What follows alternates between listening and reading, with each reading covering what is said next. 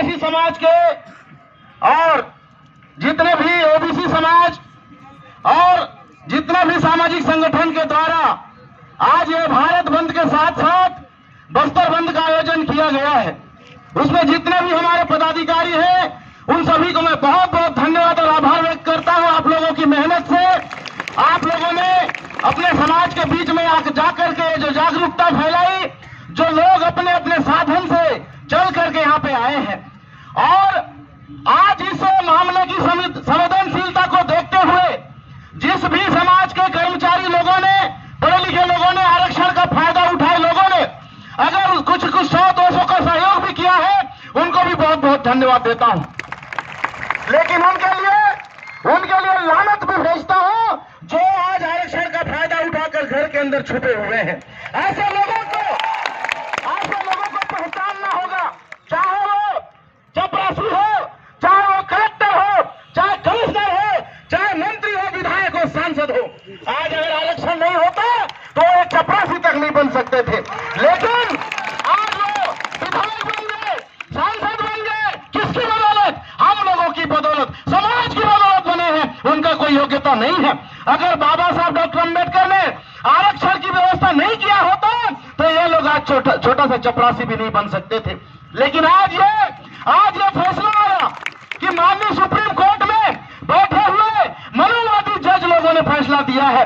मनुवादी सोच रखने वाले, ब्राह्मणवादी सोच रखने वाले जजों ने यह फैसला दिया है कि ST/SC के आरक्षण का उपवर्गीकरण किया जाएगा और उसमें अब जो हम लोग ST के लोग हैं, गोंड है, हल्बा है, मुड़िया है, भद्रा है, दोला है, बैगा है, उराव है, कंवर है, वो सभी लोग अनुसूचित जनजाति कहलाते हैं। और जो चमार है, भंगी है, मेहतर है, गारा है, घसिया है, सतनामी है, रामनामी है, सूर्यवंशी है, वो सभी के सभी अनुसूचित जाति कहलाते हैं।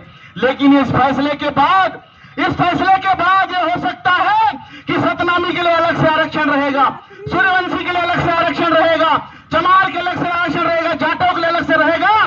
तो ये जाटा और चमार में संघर्ष होगा, ये सतनामी और सूर्यवंशी में लड़ाई हो जाएगा। कोर्ट के लिए अलग से सीट रिजर्व होगा, हलबा के लिए अलग से होगा, मुंडा के लिए अलग से वैकेंसी निकलेगा, तोरला और मारिया के लिए अलग से वैकेंसी निकलेगा। तो इस तरह से हम लोगों को आपस में लड़ाने वाला ये बहुत ही जो फैसला आया है, इससे हमारा समाज कतई भी संतुष्ट नहीं है। इसलिए आज पूरे भारत देश को बंद करने का काम हमारे अनुसूचित जाति और अनुसूचित जनजाति के लोगों ने किया है। और इसलिए मैंने जब ये रैली शुरू हो रही थी उस समय भी मैंने धर्मपुरा में भी कहा, ये जो आए हुए हैं इनमें से 95% लोग गरीब हैं, मजदूर हैं, कूली भूती करने वाले लोग हैं। उनको इस फैसले से क्या लेना देना है? उनको इस फैसले से क्या लेना देना है? अरे लेना देना तो उनको है जो लोग आरक्षण का फायदा उठा चुके हैं, जो लोग गुरुजी बन गए हैं, जो लोग कलेक्टर बन गए, IAS IPS बन गए, विधायक और सांसद बन गए हैं। अगर ये फैसला लागू हो गया तो एक बार विधायक बन गया उसका बेटा को आरक्षण नहीं मिलेगा, एक बार जो सांसद बन गया उसका बेटा को आरक्षण नहीं मिलेगा। अरे उनके अधिकारों को बचाने के लिए ये लोग आए हुए हैं, उनके अधिकारों को बचाने के लिए आए हुए हैं। और ये हमारे विधायक और सांसद इतने नालायक और इतने नाकारे और इतने निकम्मे हैं, उन लोगों ने हमारे समाज के लोगों को सांत्वना देने के लिए 2 शब्द बोलने भी नहीं आए। ऐसे नाकारा लोगों के कारण आज हमारा समाज मारा जा रहा है, हमारा समाज मारा जा रहा है। कहीं नक्सली के नाम से मार रहे हैं, तो कहीं उग्रवादी के नाम से मार रहे हैं, कोई पुलिस आके मार के जा रहा है, नक्सली आके मार के जा रहा है। आज अपने ही बस्तर में अपने ही मूल निवासी यहाँ के लोग आज यहाँ पर डरे हुए हैं, सहमे हुए हैं। यहाँ कब जिंदा रहेंगे, कब मारे जाएंगे, हमारे समाज का कोई ठिकाना नहीं है। लेकिन आज आरक्षण बचाने के लिए हम लोगों को चाहिए था, उन लोगों को चाहिए था कि इसका व्यवस्था वो लोग करते। आज यहाँ पर हमारे पदाधिकारी लोग बैठे हैं, अभी जो यहाँ पर भाषण हो रहा था डीजे की आवाज में आवाज नहीं आ रही थी, जनरेटर के कारण आवाज नहीं आ रही थी। लेकिन जो आरक्षण का फायदा उठाकर लाखों लाखों रुपए तनख्वाह ले रहे हैं, उनको तो इस शेड की व्यवस्था करनी चाहिए थी, टेंट की व्यवस्था करनी चाहिए थी। चलो भाई, हमारे लिए आप लोग निकल रहे हो, लेकिन वो लाखों रुपए तनख्वाह लेने वाले लोग, AC कमरा में बैठने वाले लोग, लाल बत्ती में घूमने वाले लोगों को हमारे ये जो गरीब मजदूर समाज की कोई चिंता ही नहीं है। ऐसे लोगों को दोबारा जब हमारे लोगों के बीच में वोट मांगने आएंगे उस समय उनको सबक सिखाना बहुत जरूरी है। उस समय हमको सबक सिखाना बहुत जरूरी है। जब हमारा आरक्षण खत्म हो रहा था, जब हमारा आरक्षण संविधान खत्म हो रहा था और ये समाज, ये गरीब समाज लड़ाई लड़ रहा था, उस समय आप कहां गए थे? और आज चुनाव के समय में दारू पिलाने आ गए, ये चुनाव के समय में ये पैसा बांटने आ गए, चुनाव के समय में सारी कमर बांटने आ गए। ये बोलने की जरूरत है।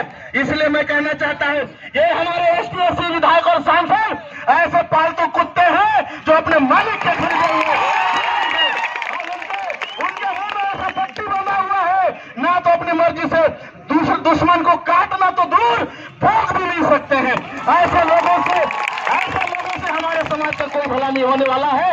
और ये जो एकता आज दिख रही है, आने वाले समय में पूरा लाल बाग का मैदान भर जाएगा और लाखों लोग आएंगे और हमारे जो जनप्रतिनिधि हैं, जो हमारे अधिकारी कर्मचारी हैं, जो आरक्षण आज खतरे में है, उसको बचाने के लिए सामने नहीं आए, ऐसे लोगों को इसका खामियाजा भुगतना पड़ेगा। लेकिन मैं धन्यवाद देना चाहता हूं हमारे गरीब मजदूर किसान कूली भत्ती करने वाले मेरे आदिवासी अनुसूचित जाति भाई और बहनों को, जो आप लोगों ने इस कड़ी धूप में अपना पसीना बहाते हुए हमारे आरक्षण भोगी लोगों का हक अधिकार को बचाने के लिए आप लोग आए। आपको बारंबार प्रणाम है, बारंबार सेवा जोहार करता हूं।